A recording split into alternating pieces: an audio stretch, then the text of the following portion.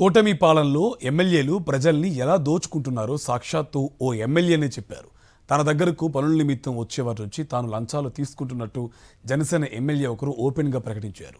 ఈ డబ్బుల్ని తాను సొంతానికి ఖర్చు చేసుకోవడం లేదని, నియోజకవర్గానికే ఖర్చు పెడుతున్నానని చెప్పారు.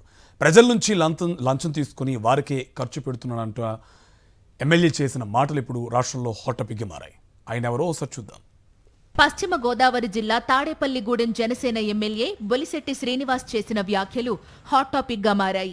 తన దగ్గరకు పనుల కోసం వచ్చే వారి నుంచి లంచం తీసుకుంటున్నానని చెబుతూ లంచాలు కామన్ అంటూ ఆయన చేసిన కామెంట్స్ కలకలం రేపుతోంది.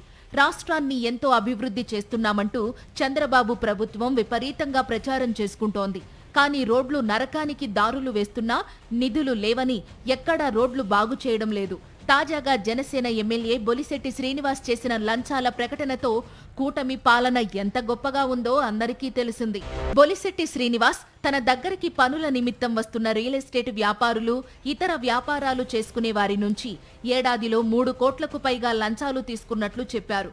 అయితే ఈ లంచాల్ని తాను నియోజకవర్గం అభివృద్ధికే ఖర్చు చేస్తున్నానని, అభివృద్ధి చేయడానికి ప్రభుత్వం దగ్గర నిధులు లేకపోవడంతోనే తాను లంచాలు తీసుకుని పనులు చేయిస్తున్నట్లు బహిరంగంగానే ప్రకటించారాయన.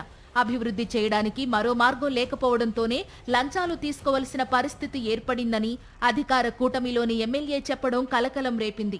మట్టి, ఇసుక, రియల్ ఎస్టేట్, మద్యం సిండికేట్ల ద్వారా రిజిస్ట్రేషన్ ఆఫీసులు, ఎంఆర్ఓ ఆఫీసుల నుంచి ఎమ్మెల్యేలకు ఆదాయం వచ్చే అవకాశం ఎక్కువగా ఉందని తేల్చి చెప్పారు. జనసేన ఎమ్మెల్యే బొలిశెట్టి వ్యాఖ్యలతో కూటమి ప్రభుత్వం ఏ రేంజ్లో ఫెయిల్యూర్ అయ్యిందో స్పష్టమవుతోంది.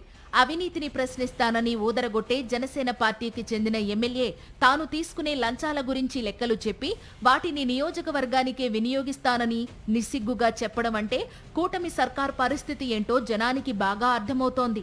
ఎన్నికల ముందు మాయమాటలు చెప్పి నీతి నిజాయితీలకు కేర్ ఆఫ్ అడ్రస్ గా ఉంటామని చెప్పిన వారు అధికారంలోకి రాగానే లంచాలు మరిగి వాటికి రకరకాల మెరుగులు దిద్దుతున్నారు.